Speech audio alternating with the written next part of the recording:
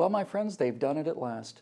The moon landing is no longer the pinnacle of human achievement, and I only wish Neil Armstrong was still alive so that he could remove his helmet and uncover his head in awe. Yes, a crack team of scientists in New Zealand have set a new bar for progress. They've taught a dog how to drive a car. Using Scooby snacks and a simple simulator, they have taught dogs how to shift, accelerate, and steer. It's not a joke, it's a miracle. And you can tell your great-grandchildren you were there to see it. They, poor things, will have grown up in a world where freeways are just jammed with driving dogs, and so the sheer magnificence of it will be lost to those poor benighted souls. But you saw it happen in front of your own eyes. Joining me now to gauge the impact of this earth-shaking development are canine car critics Scott Ott and Steve Green. Lads, I want you to imagine the full potential of this, the fullest potential of this. If they can train dumb animals to do complex things like this, then the future is limitless. So let's ask the important questions. I've asked you both to imagine the potential of this, so let me get started. First of all, guys, if they can teach a dog how to drive, do you think these same New Zealand scientists will be able to teach a Democrat how to add and subtract? Steve? Was that dog driving a stick? Was he driving a stick? He damn well was driving a stick. You bet he was. Boom. 80% of Americans, I bet, don't know how to drive a standard.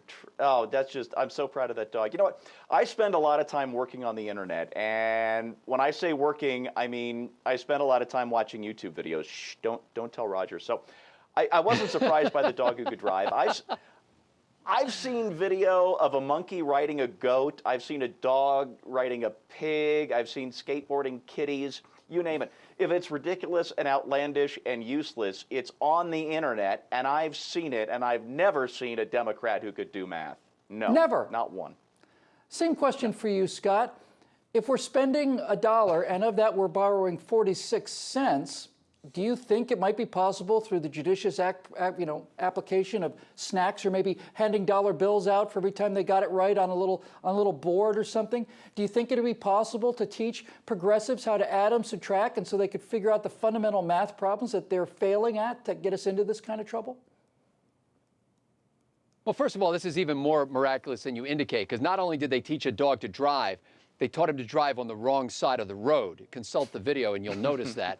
He's actually on the whole wrong side of the car with that steering wheel. That could be dangerous. Secondly, I guarantee you within a week, that dog will be texting while driving. And in the passenger seat, you'll find the adoring dog owner hanging his head out the window, catching bugs with his tongue. Now, seriously, this is a great civil rights advance. Power to the pooches. There's a dog who has said, I am no longer content to ride on top of Mitt Romney's car.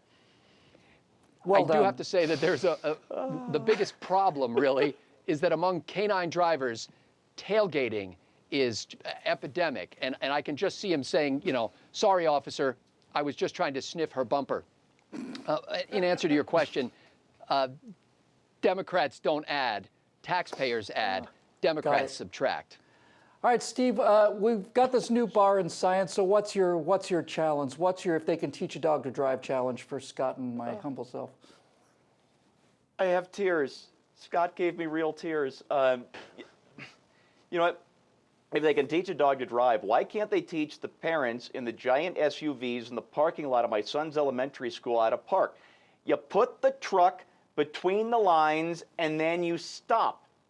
That's all. This isn't rocket science. You don't need treats or biscuits or anything. You put the truck between the lines and then you stop driving the truck. It's impossible, however. Jeez. Okay. Scotty, what about you? If they can teach a dog to drive, what do you think they'll be able to do next? Well, I'd say if they can teach a dog to drive, can they teach a teachers union to teach? When I just read something in the paper today about some school district system where they're protesting, the union's protesting how they're being abused in their contract negotiations, and something like 7% of 8th graders are proficient in reading. At that level, I don't even know if you can read the union contract. So if 7% of 8th graders are proficient in reading, what percentage of 8th graders are not proficient in reading? We'll have to ask a dog in Wait, New that's Zealand, math. ladies To and public gentlemen. school, I have no We think idea. that dog in New Zealand may be able to answer that 7th grade question. Well, there you have it, ladies and gentlemen. You can teach dogs to drive. You can teach rats to run a maze. You can teach a dolphin to bite the hand of a little girl. Yea, verily, it is an age of miracles. Feel free to leave your conditioned response challenge in the comment section located below. For Steve Green and Scott Ott, I'm Bill Whittle, wishing you all a very Merry Christmas, a Happy Hanukkah, or whatever floats your holiday boat.